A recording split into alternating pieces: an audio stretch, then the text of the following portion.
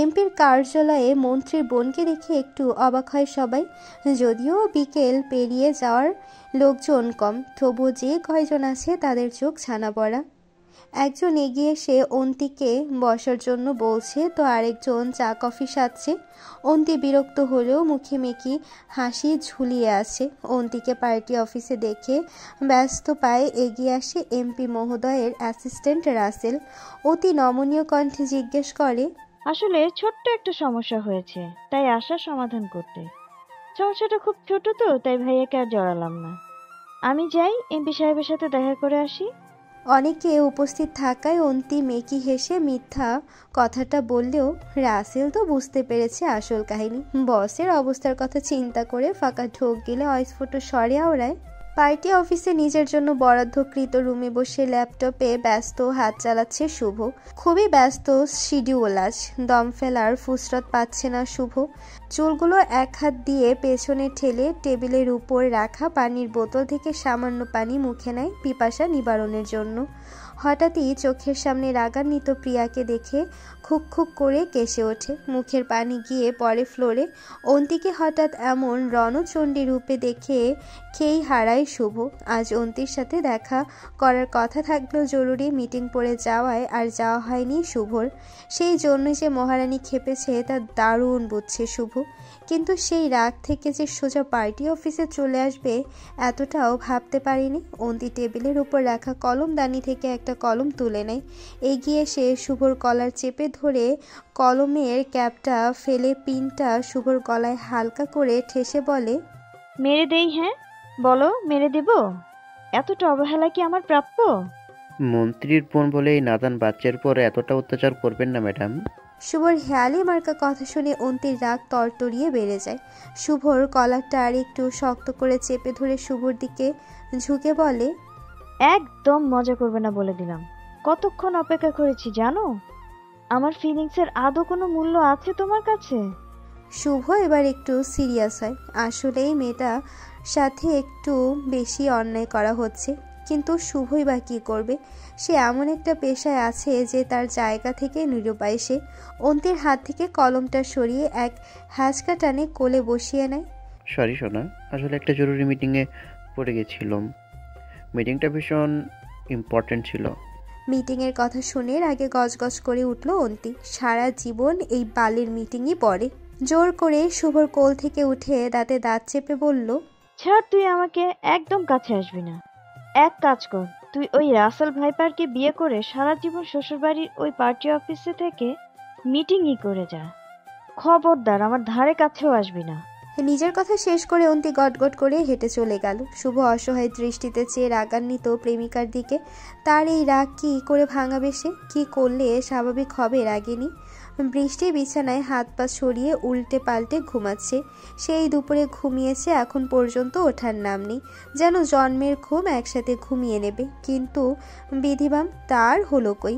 মাথার পাশে অবহেলায় পড়ে থাকা ফোনটা শত্রুর মতো বাজখাই করে বেজে উঠল। বৃষ্টি বেজায় বিরক্ত হয়। চোখ বন্ধ রেখেই হাত বাড়িয়ে ফোনটা রিসিভ করে ঘুম জড়ানো কণ্ঠে বলে, হ্যালো, কে? বৃষ্টি, ঘুমাইছি। ফোনের অপর পাশে থাকা আবিরের বুকটা ধক করে ওঠে বৃষ্টির কথা শুনে। হৃৎপিণ্ড লাফালাফি করছে চরমভাবে। এমন কেন হচ্ছে তার? আগে তো এমন হয়নি। কি সাংঘাতিক মেয়ে! শুধুমাত্র কয়েকটা শব্দ দিয়ে আবিরের অবস্থা খারাপ করে দিচ্ছে। কারোর ঘুম জড়ানো কণ্ঠ এমন সুন্দর হয়? আবির মনে মনে নিজেকে চরম গালাগালি করলো। কোন কুক্ষণে যে এই সাংঘাতিক মেয়েকে ফোন দিতে গেল, এখন তার প্রাণ নিয়ে টানাটানি করছে। আবির ফাঁকা ঠোক গিলে বলে ওঠে, হ্যালো শয়তানি নানি, শুনছো আমার কথা? আবিরের কথা কর্ণগোচর হতেই বৃষ্টি তড়াক করে উঠে বসে শোয়া থেকে। একবার ফোনের দিকে তাকিয়ে নাম্বার দেখে। আবির বৃষ্টিকে চুপ থাকতে দেখে আবার বলে, এই মেয়ে, শুনছো? না, শুনবো না কেন? আমাকে কি বয়রা বলে মনে হয় একটা? ব্যাস, আবিরের সব কাঁপাকাঁপি ভালো লাগা সব শেষ। এই মেয়েকে নিয়ে ভালো কিছু আশাই করা যায় না। নিজে আবিরের প্রাণ নিয়ে টানাটানি করে এখন আবার তাকে খুনি সম্বোধন করছে। আবিরও মনে মনে ঝগড়া করার পয়েন্টগুলো সাজিয়ে নিয়ে বলে, এই মেয়ে, আমাকে তোমার খুনি মনে হয়? আমার মতো মাসুম বাচ্চাকে? তা কি খুন করেছি আমি শুনি? আবিরের কথা শেষ হতেই বৃষ্টি যেন ঝাঁপিয়ে পড়ে ফোনের উপর, যেন এই ফোনের মধ্যে ঢুকে আবিরের সর্বনাশ করে আসবে। এক ঝগড়াটে, নিজে শয়তানি করে আবার আমাকে শয়তানি রানী বলেন? শালা ঝগড়াটে সার, আপনি আমার নির্দোষ গুমকে ফোন করে নিজ থেকে মারাত্মক আহত করেছেন। যদিও ও হালকা উপরে বেঁচেই ছিল, তাও আপনার বাজখাই আওয়াজ শুনে মৃত্যুবরণ করেছে। তাহলে হলেন নাকি না আপনি খুনি?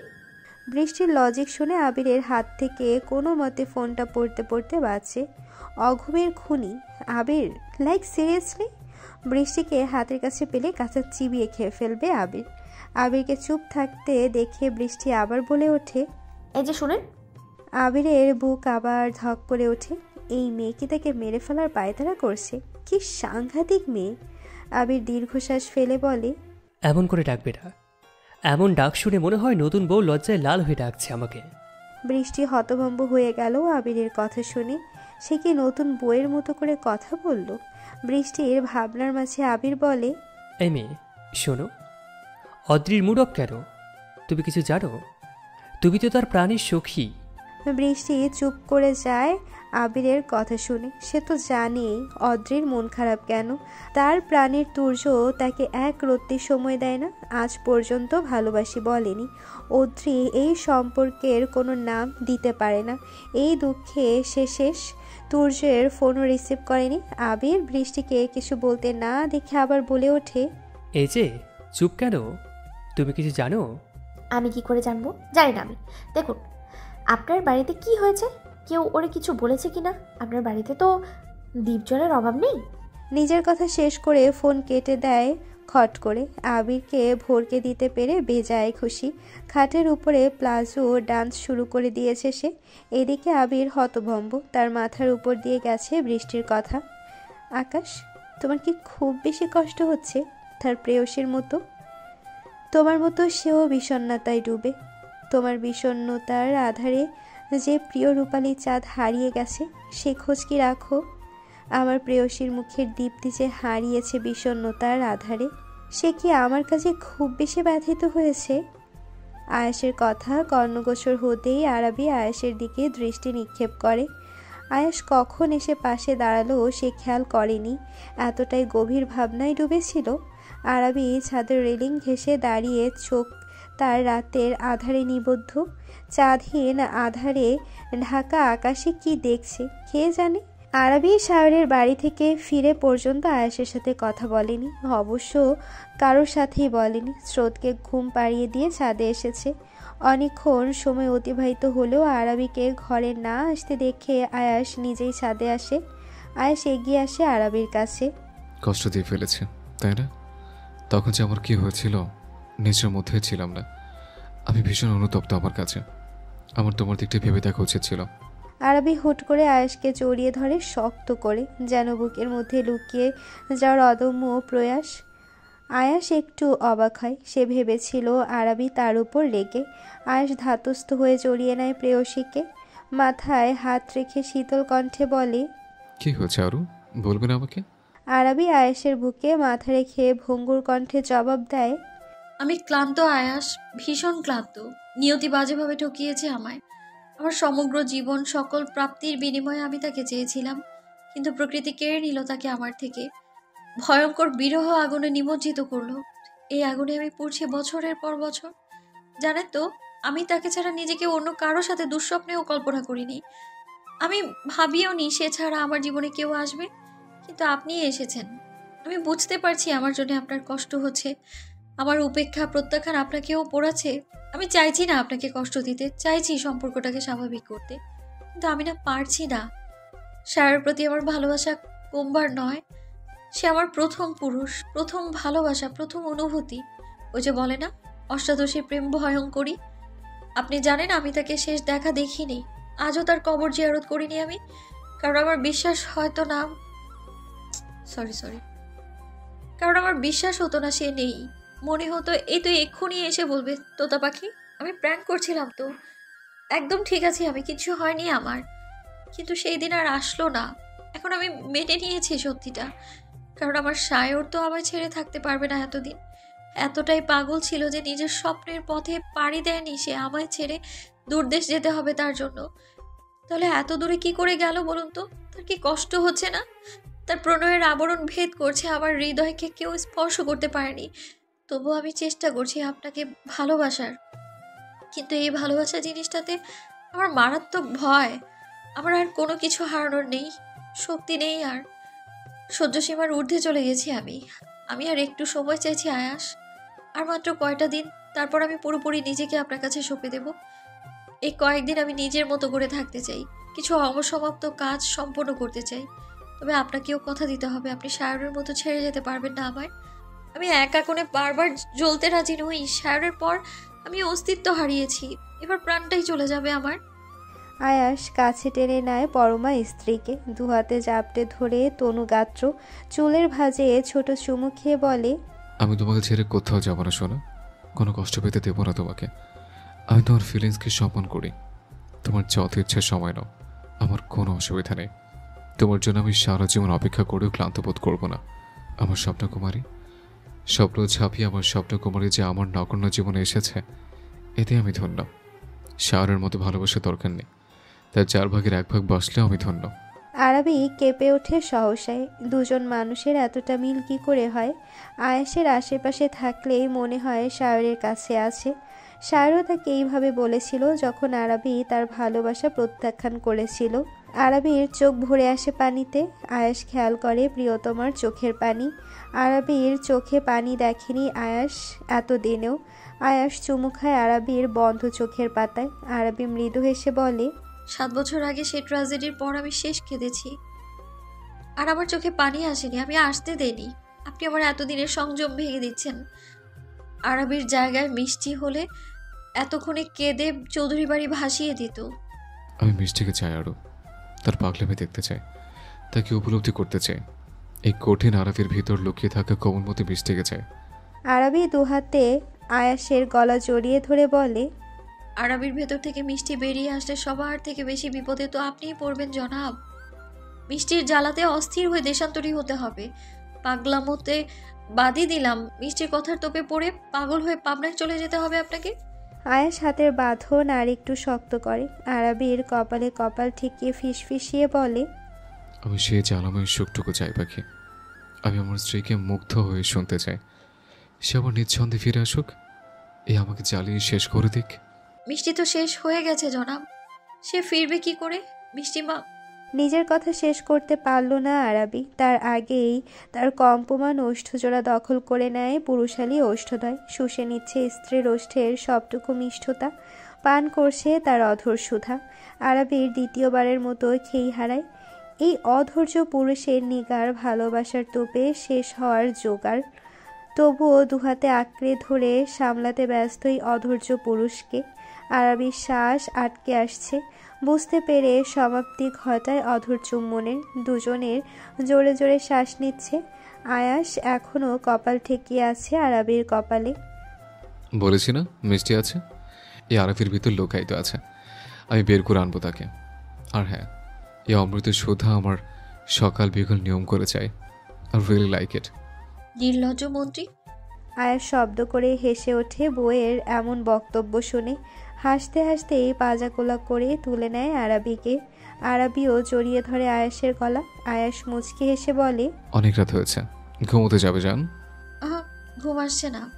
আরবির উত্তর শুনে আয়াস আবার হেসে ঝুঁকে আসে আরবির দিকে। কানের কাছে মুখ নিয়ে ফিসফিসিয়ে বলে, এত রাত পর্যন্ত জেগে থেকে আমার নিয়ত কেন খারাপ করছো জান? এখন কিছুদিন শান্তি মতো ঘুমিয়ে নাও, পরে সুযোগ নাও পেতে পারো। আয়েশের অল্প আদরে বসাবে না, বুঝছো? আয়েশ কাছে আসলে ইউর গন বেবস। আরবি লজ্জায় আড়ষ্ট হয়ে মুখ লুকায় বুকে। কান ঝাঁঝা করছে আরবির, গাল দুটো রক্তিম হয়ে উঠছে। কি লজ্জাহীন পুরুষ! আসলেই আরবি তাকে ঠিক নাম দিয়েছে, অসভ্য মন্ত্রী। দীর্ঘ সময় পর কাঙ্ক্ষিত কিছু অনাকাঙ্ক্ষিতভাবে পেয়ে গেলে ঠিক কীরকম অনুভূতি হয়? খুশির চোটে কি বিবশ হয়ে যায় না গাত্র? ক্ষমতা কি থাকে প্রশান্তি ব্যক্ত করার? জোর কি থাকে তাৎক্ষণিক প্রতিক্রিয়া দেখানোর? মস্তিষ্ক কি শিথিল হয়ে যায় না সেই মুহূর্তে? হ্যাঁ, যায় তো ঠিক। এমনটাই হয়েছে মিমের সাথে। এই যে এখন থেকে জাপটে ধরে দাঁড়িয়ে আছে তার কাজিন নামক বেস্ট ফ্রেন্ড মেহু, যে কিনা দীর্ঘ 7টা বছর তাকে নিজের জীবন থেকে বিতাড়িত করেছে। সামান্য যোগাযোগ রাখেনি, আজ সেই তাকে জাপটে ধরে আছে। এই সুখকর মুহূর্ত মিম বিবশ হয়ে পর্যবেক্ষণ করছে। এই যে মেহু তাকে জড়িয়ে ধরে আছে, তার পৃষ্ঠে কি মেহুকে জড়িয়ে ধরা উচিত নয়? উচিত তো বটে, কিন্তু মিমের সে ক্ষমতা নেই। সে এতটাই শকড যে কথা বলার খেই হারিয়েছে। মিম জানতই না আহির তাকে মেহুর সাথে দেখা করাতে নিয়ে আসছে।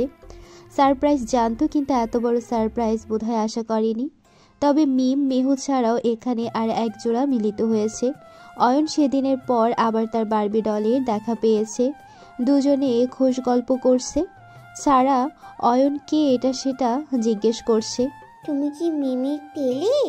অয়ন পালক ঝাপটে চায় সারার দিকে।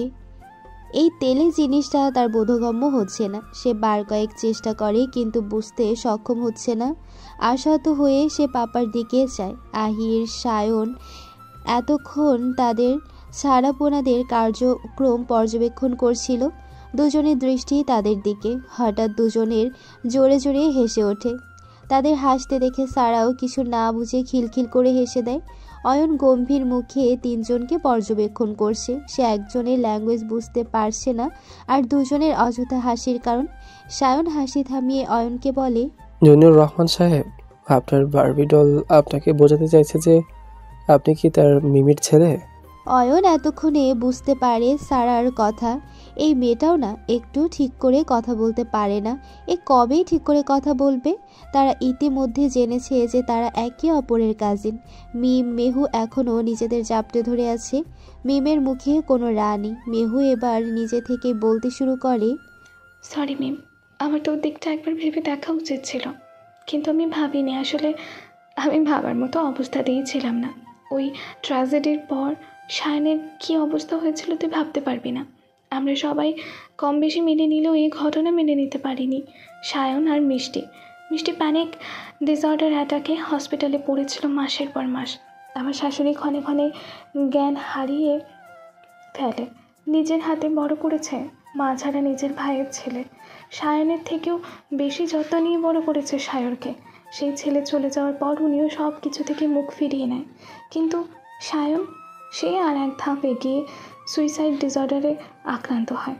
বারবার সুইসাইড করার চেষ্টা করে। আমরা সবাই মিলে ওকে প্রোটেকশন দেওয়ার চেষ্টা করি। আমার মাথা রীতিমতো খারাপ হয়েছিল ওই মানুষটার চিন্তাতে। না জানি কখন কার চোখ ফাঁকি দিয়ে দেয়। আসলে ও সায়রকে পৃথিবীর সব থেকে বেশি ভালোবাসে। ওকে যদি চুজ করতে দেওয়া হয়, ও নির্দ্বিধায় নিজের ছোট্ট বাচ্চাকে রেখে সায়র ভাইকেই চুজ করবে। কিন্তু নিজের সেই আদরের ছোট ভাইকে হারিয়েও ছন্ন ছাড়া হয়ে গেছিল। কয়েক বছর পেরিয়ে গেলেও ওকে জীবন মুখ করতে পারিনি। সওদা কথা বাদ দিলাম, সে সায়র ভাই বলতে অজ্ঞান। তার উপর মিষ্টি ওর বেস্ট ফ্রেন্ড। ওর কী অবস্থা হয়েছিল চিন্তা কর। আমার পুরো পরিবার হুমকির মুখে ছিল। আমি একা কঠিন চিত্তে সব কিছু সামলাতে গিয়ে হিমশিম খেয়েছি। গুমড়ে গুমড়ে মরেছিল একা একা। ওই লোকটা হারিয়ে ফেলার ভয়ে আমি শেষ হয়ে যাচ্ছিলাম একটু একটু করে। ওপরওয়ালা রহমত হিসেবে আমাদের ভেঙে যাওয়া ঘরে ছোট একটা জান্নাত পাঠায়। আমার গর্বে সারহা আসে। সারহাকে দেখে সব পাগলামি বন্ধ করে দেয় সায়ন। ধীরে ধীরে স্বাভাবিক হয়। মিম, মেহু দুজনেই কাছে। কিভাবে তারা সাফার করছে এই একটা ঘটনার পর। আসলেই আমাদের জীবন একে অপরের সাথে মায়ার ডোরে বাঁধা। একটা ডোর ছিঁড়ে গেলে অনেকগুলো ডোর মুছড়ে যায়। দুজনকে কাঁদতে দেখে সারা এগিয়ে আসে। মাম্মা পাখি, মিমি তোমরা কাঁদো কেন? তোমাদের কে বকা দিয়েছে? সারার আধু বুলির কথা শুনে সবাই হেসে দেয়। মিম সারাকে কোলে তুলে আদর করে। অয়ন পিটপিট করে চায় মাম্মামের দিকে। কিছু একটা ভেবে উৎফুল্ল হয়ে জিজ্ঞেস করে, মাম্মা, এই ডলকে আমাদের সাথে নিয়ে যাব? বাবা তো বলেছিল ডল এনে দিবে, তাহলে কবে দিবে? অয়নের কথা শুনে মেহু, সায়ন পুরোই হতভাগ। তাদের এইটুকু মেয়েকে তুলে নিয়ে যাওয়ার কথা হচ্ছে? Like seriously? মেহু চোখ গোল গোল করে মিমের দিকে তাকায়। মিম মেহুকে নিজের দিকে তাকাতে দেখে একটা আবুল মার্কা ব্যাকুল হাসি দেয়। সাউদা, তুলি, তুষার, তন্ময় বিয়ের কার্ড পছন্দ করতে এসেছে।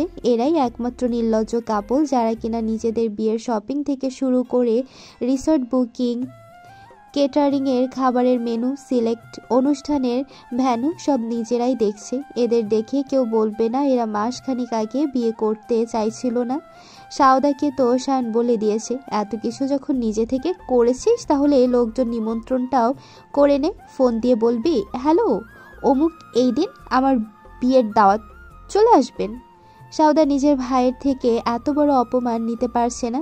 এসে পর্যন্ত তন্ময়ের সাথে খিটখিট করছে। তন্ময়ের মুখটা দেখার মতো। সে তো বলেই বসলো, শালার জীবন বেস্ট ফ্রেন্ডকে পার্টনার হিসেবে চুজ করে শেষ হয়ে গেল। এদিকে তুলি খুব শান্তিতেই আছে, ওর কোনো কিছুর টেনশন নেই।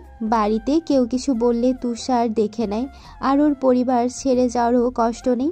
নিজের বিয়েতে নিজেই লুঙ্গি তুলে মাথায় নিয়ে নাচবে সে।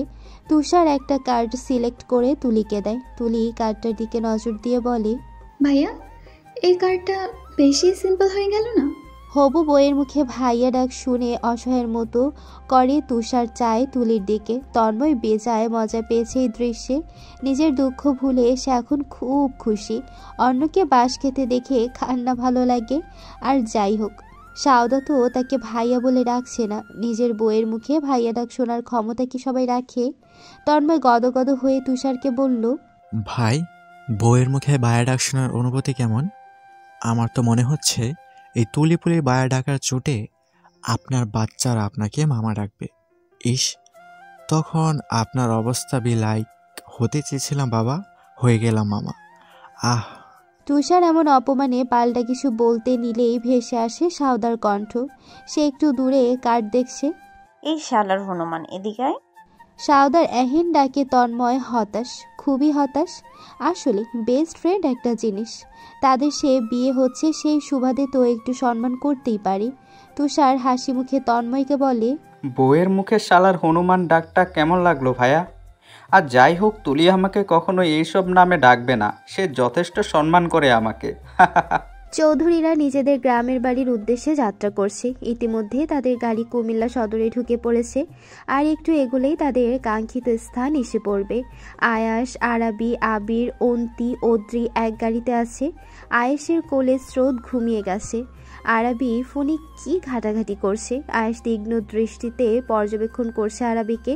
সে এই মুহূর্তে ঠোঁটে ঠোঁট চেপে গভীর মনোযোগ দিয়ে কোনো কাজ করছে। আয়েশকে এমন করে আরাবির দিকে তাকিয়ে থাকতে দেখে আবির টিপ্পনি কেটে অন্তিকে বলে, বুঝলি অরি, বুড়ি দেশের মন্ত্রী যদি সুন্দরী বউয়ের দিক থেকে চোখ সরিয়ে অন্যদিকে নজর দিতে নাই পারে, তাহলে দেশের উন্নয়ন হবে কি করে?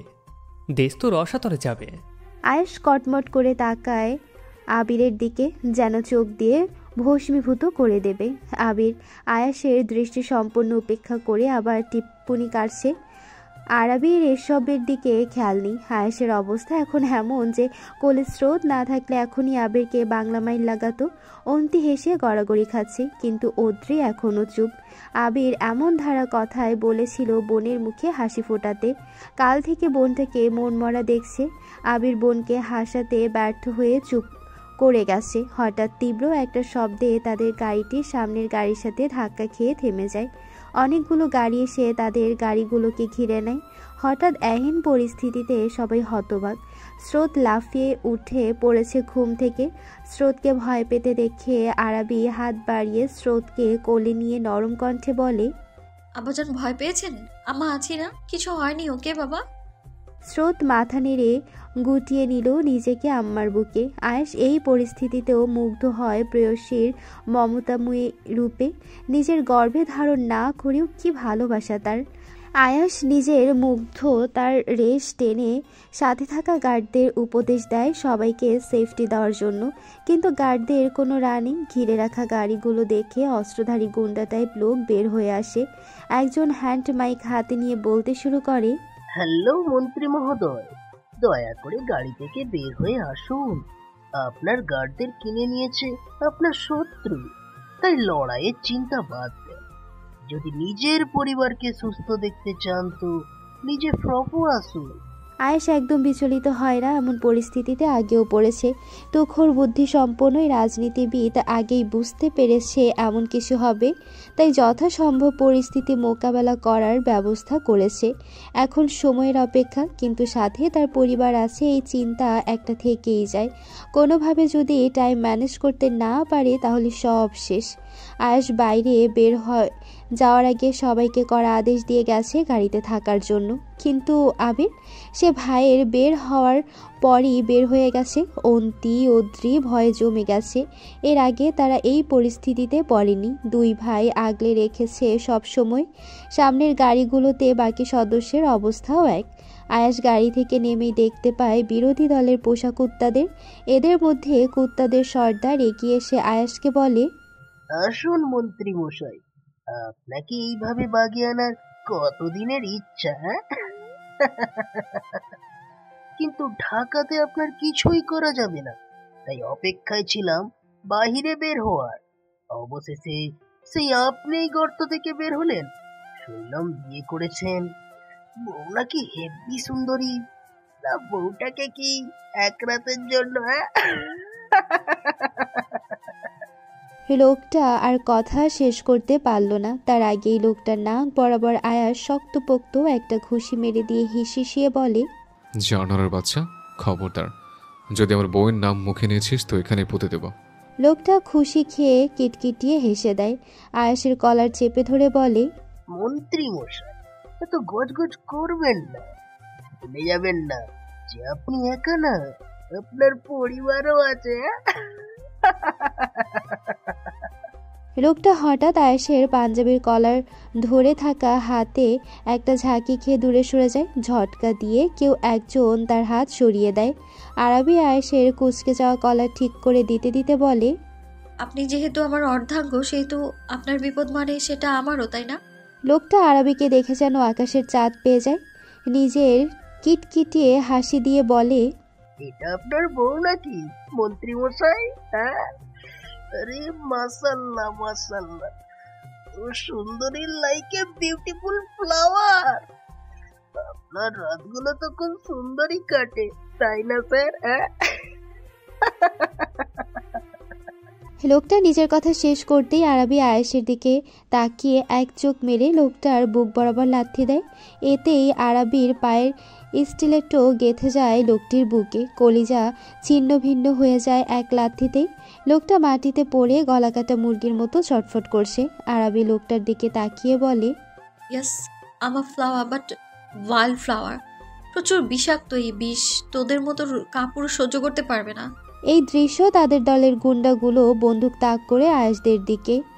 আয়াসদের অনেক গার্ড বিপক্ষ দলের কাছে বিকিয়ে গেলেও কয়েকজন নিজেদের মনুষ্যত্ব ধরে রেখেছে।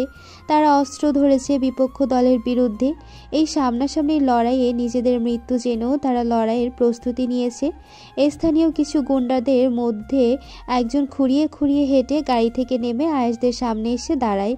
লোকটা আয়াসের দিকে বন্দুক তাক করে। কিছু বলতে নিলে আয়াসের দিকে তাকিয়ে থেমে যায় পাশে আরবিকে দেখে। আরবি লোকটাকে দেখতে পেয়ে বলে, আরে গলির গুন্ডা, তুই ঢাকা থেকে এসে এখানে ঘাঁটি গেড়েছিস? এক পায়ে জোর দিয়ে এত লম্ফজম্প কেন করিস তুই? আর এক পাটাও দেখি পঙ্গু করতে হবে।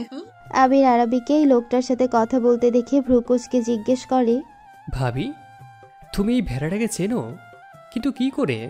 আরবির মাথা ঘুরছে, তবুও নিজেকে যতটা সম্ভব স্বাভাবিক রেখে বলে, আরে ওকে চিনবো না? ও তো আমার দয়ার জোরে বেঁচে আছে। না হলে আমাকে টিচ করা দেয় সাহেবের হাতে প্রাণ দিত। আমার অনুনয়ে প্রাণে না মারলেও হকি স্টিক দিয়ে এমন খাতিরযত্ন করেছে যে পায়ের লিগামেন্ট ছিঁড়ে এখন পঙ্গু।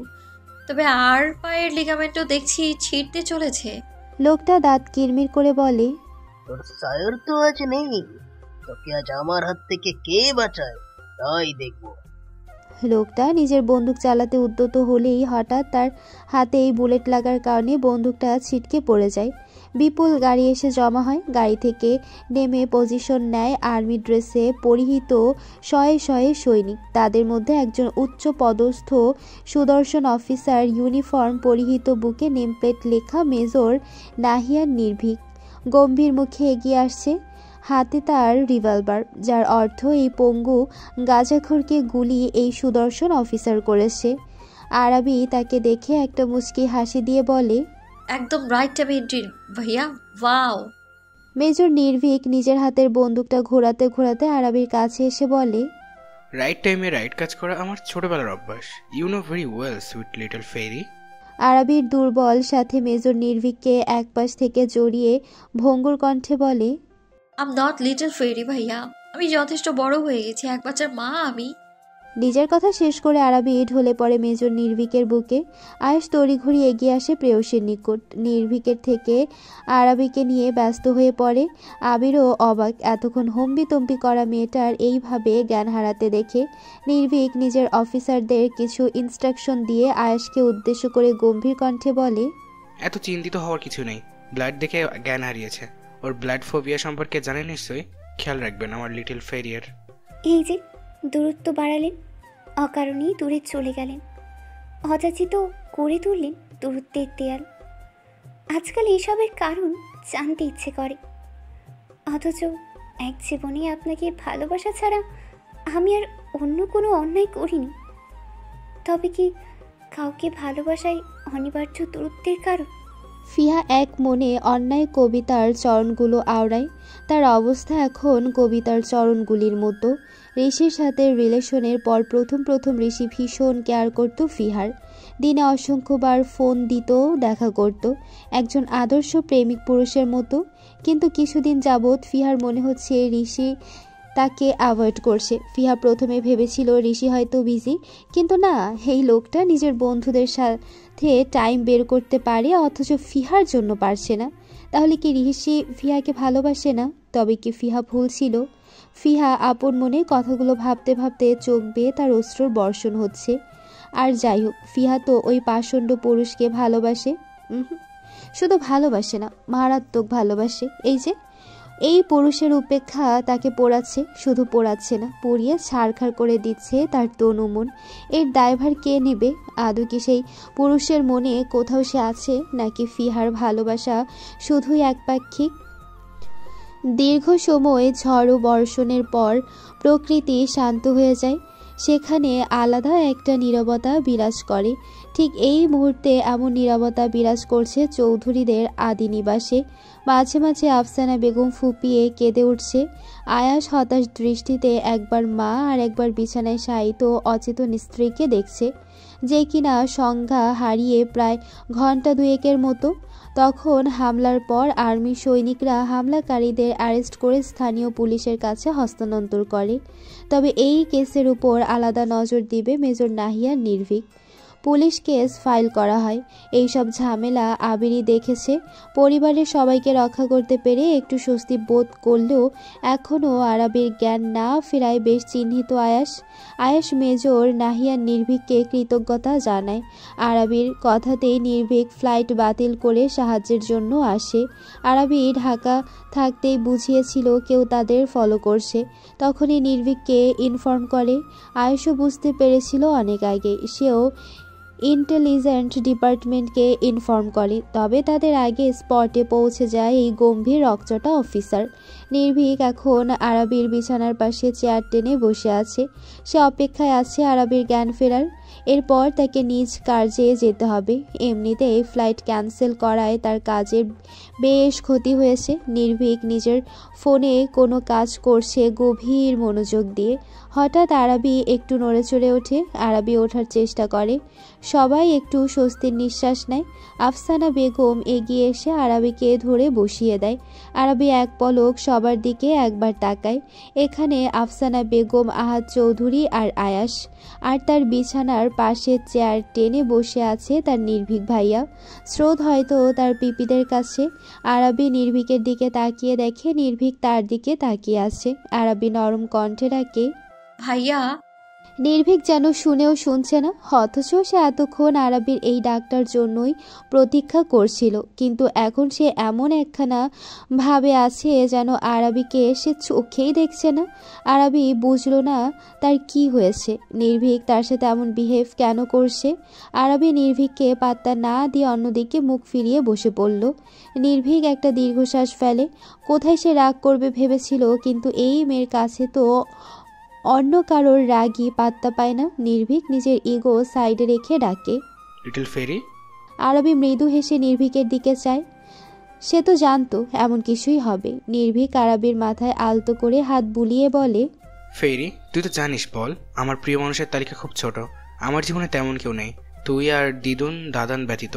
আর যারা আছে তাদেরকে ঠিক থাকতেই হবে, তাই না? কিন্তু তুই নিজের খেয়াল রাখিস না। ডক্টরের স্বর্ণাপন্ন কতদিন হোসনি?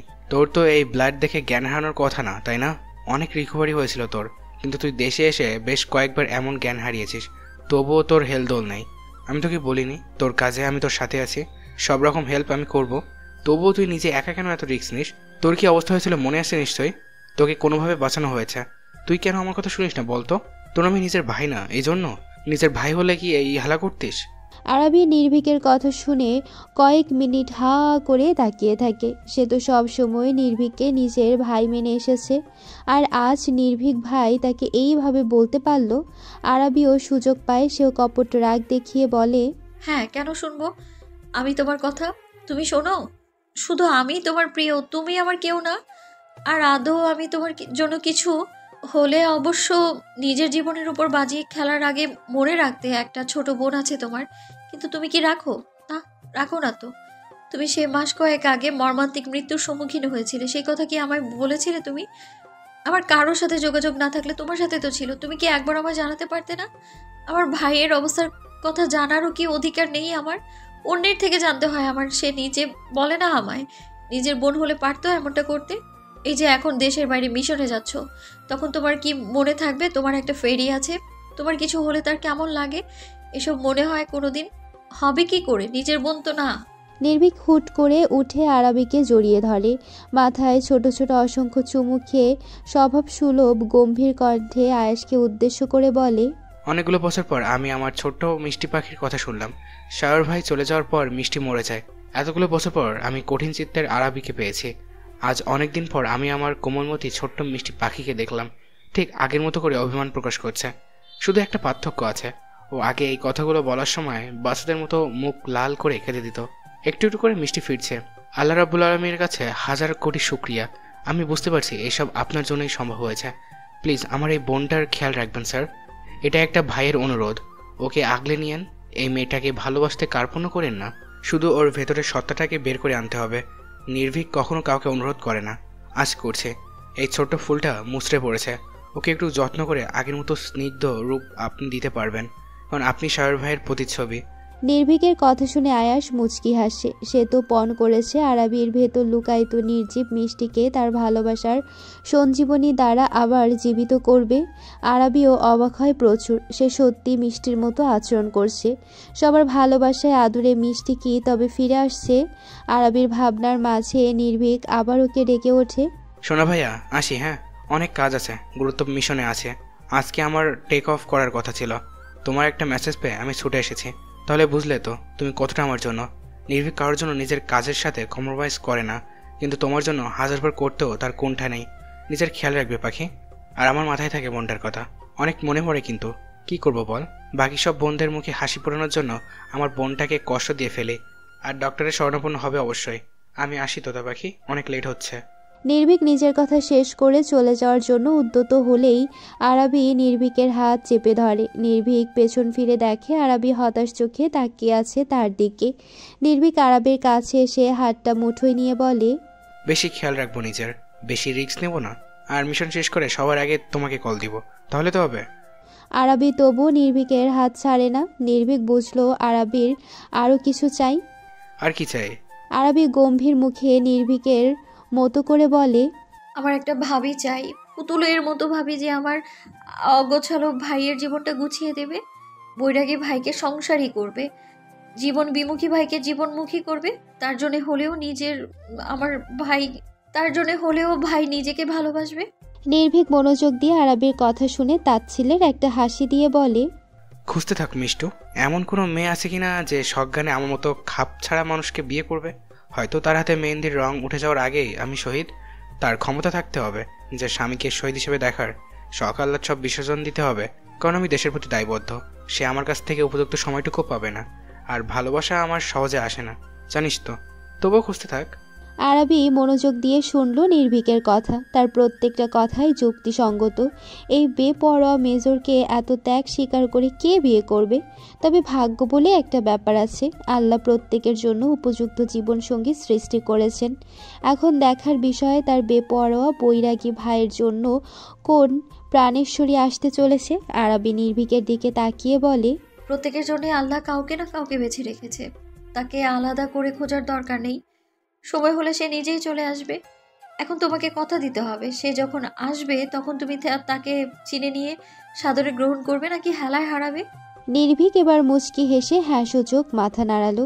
সবাই মুগ্ধ হয়ে এই ভাই বোনের সম্পর্ক দেখে। এদের দেখে কে বলবে এতক্ষণ এরা যা আচরণ করলো তা তাদের চরিত্রের সাথে যায় না। আরাবি নির্ভীক দুজনই কঠিন চিত্তের, তবু একে অপরের সাথে কথা বলার সময় মনে হচ্ছে এরা সব থেকে কোমল প্রাণ। নির্ভীক সবার থেকে বিদায় নিয়ে বেরিয়ে পড়ে।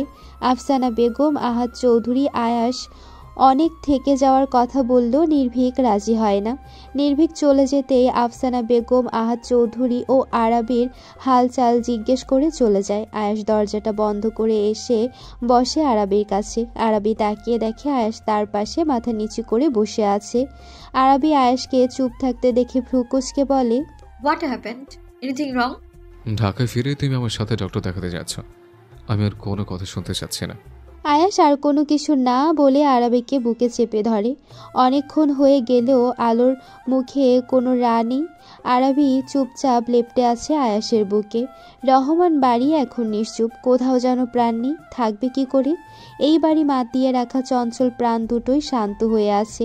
সবসময় হাসি কান্নায় মুখরিত থাকা বাড়িটাকে মৃত্যুপুরী মনে হচ্ছে। নোমান কিছুদিন যাবৎ চুপচাপ। বৃষ্টিও ঝগড়া মারামারি করার পন্থা খুঁজে পাচ্ছে না।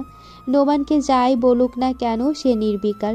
পরিবারের লোক সব সময় এদের ঝগড়ার ঠেলায় অতিষ্ঠ হলেও এখন আর নীরবতা কিছুতেই মানতে পারছে না। তারা বৃষ্টিকে দায়িত্ব দিয়েছে নোমানের মন খারাপের কাহিনী জানার। অনেক চেষ্টা করার পর সে জেনেছে কারণ। মাহমুদার বিয়ে ঠিক হয়ে থাকার জন্য নোমান উদাসীন। বৃষ্টির রাগ হয় মাহমুদার উপর। সে যদি আগেই বৃষ্টিকে বলতো যে সে অন্য কারোর বাগদত্তা, তাহলে কি বৃষ্টি নোমানকে এতদূর এগোতে দিত? দিত না। বৃষ্টি অনেক চেষ্টা করে নোমানকে স্বাভাবিক করার, কিন্তু চেষ্টায় বিফল হয়ে সে আরাবিকে ফোন করে সব খুলে বলে। আরাবি সব শুনে নোমানকে ফোন দিতে বলে। বৃষ্টি চুপচাপ নোমানকে ফোন দিয়ে বলে আপু কথা বলবে। নোমান ভদ্র বাচ্চার মতো ফোনটা নেয়। On the call. হ্যালো। ওপাশ থেকে আরাবির গম্ভীর কণ্ঠ ভেসে আসে, তুই একা মেয়েটাকে ভালোবাসিস নাকি মেয়েটাও তোকে ভালোবাসে? নোমান কিছুটা অবাক হলেও সে বুঝতে পারে এটা বৃষ্টির কাজ। বৃষ্টি আরাবিকে বলেছে। নোমান কিছুটা কুণ্ঠিত হয় বড় বোনের সাথে এই বিষয়ে কথা বলতে। নোমান চুপ করে থাকে। অপর পাশ থেকে আরাবি আবার প্রশ্ন করলে নোমান নীরবতা ভেঙে উত্তর দেয়, I think she also like me, কিন্তু ভালোবাসে কিনা জানি না। ভালোবাসার দরকারও নেই। জানিস কি না জানি না, আহির ভাই মেয়ে তুলে এনে বিয়ে করেছে। তখন মিম ভাবি ভাই ওকে দু চোখে দেখতে পারতো না। এ মেয়ে তো তোকে লাইক করে, তাহলে ব্যাপারটা আরো ইজি। তোর জন্যেও মেয়ে তুলে আনা হবে, বেশি চাপ নিস না। নোমান একটা টাসকি খায়। তাদের ধারণারও বাইরে ছিল এই কাহিনী।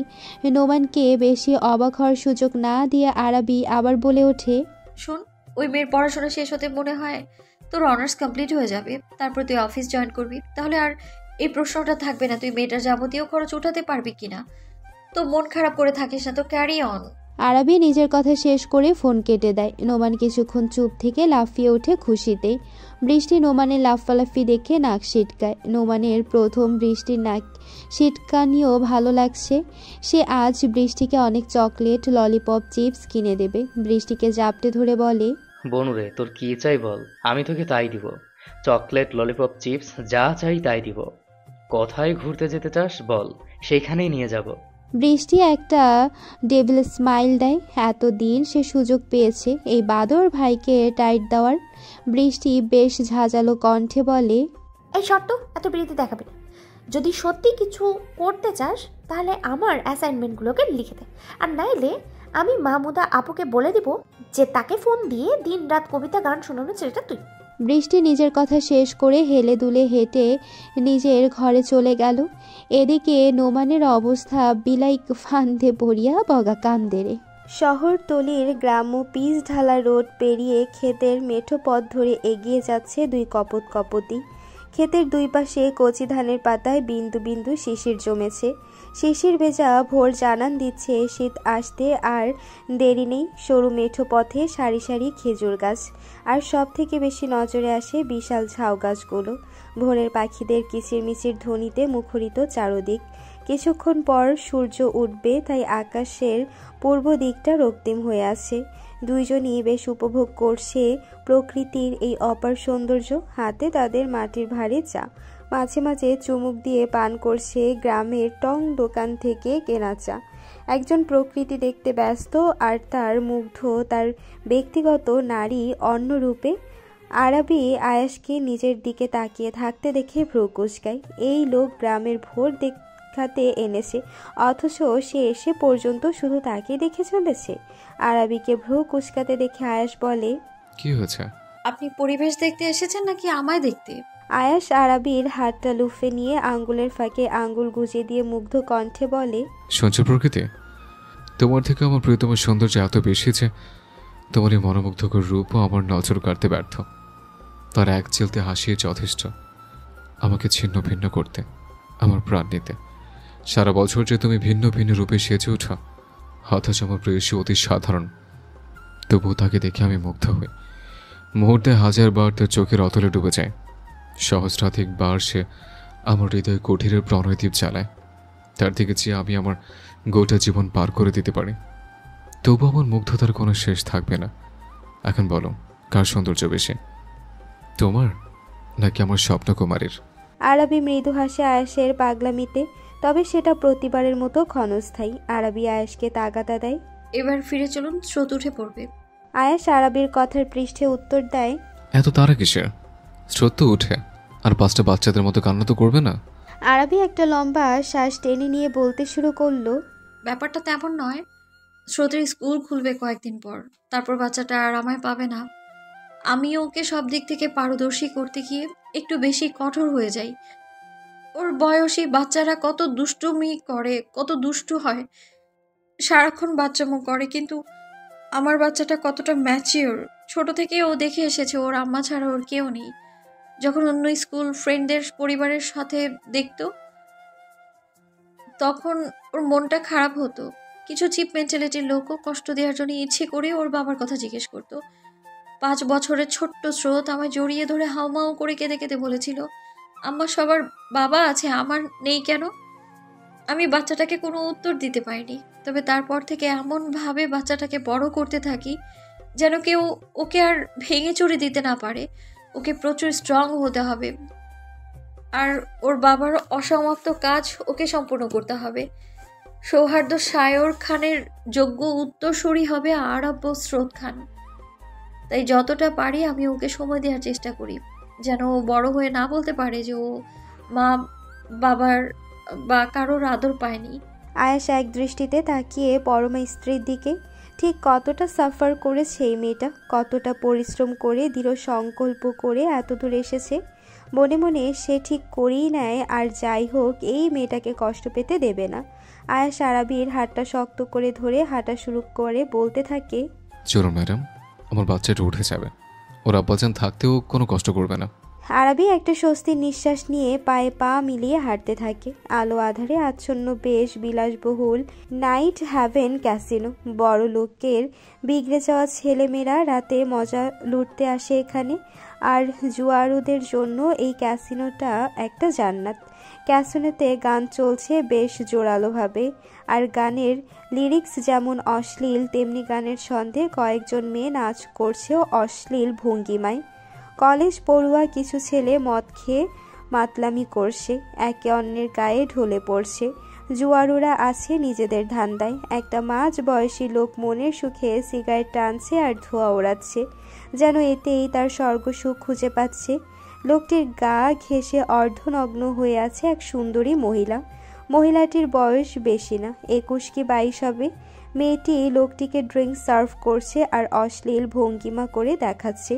লোকটির পেছনে তার গুটি কয়েক গার্ড দাঁড়িয়ে, আর বাকিগুলো ক্যাসিনোর বাইরে। বিশিষ্ট লোকজন হুটহাট মারা যাওয়ার পর থেকেই লোকটির সিকিউরিটি বাড়িয়ে দিয়েছে। কে জানে কখন মৃত্যু তার সাথে সাক্ষাৎ করতে আসে। হঠাৎ লোকটির সামনে একটা লম্বা চড়া যুবক এসে দাঁড়ায়। লোকটি যুবকটিকে দেখে বিস্তর হাসে। সে এতক্ষণ এই যুবকটির জন্য অপেক্ষা করছিল। যুবকটির হাতের কাজ নিপুণ, খালি হাতেই শতাধিক লোক মারার ক্ষমতা রাখে। লোকটা ইশারায় যুবকটিকে বসতে বলল। যুবকটি বসলো বটে, তবে তার শিকারী চাহনি 1 মিনিটের জন্য সরেনি লোকটির থেকে। যুবকটি তীক্ষ্ণ দৃষ্টি পর্যবেক্ষণ করছে লোকটির কার্যক্রম। লোকটির গা ঘেঁষে বসে থাকা অর্ধনগ্ন মেয়েটা যুবকটির দিকে কামুক দৃষ্টিতে তাকালে যুবকটি বেশ শব্দ করে থুথু ফেলে। মেয়েটি বেশ অপমানিত বোধ করে। যুবকটি পায়ের উপর পা তুলে বসে বলে,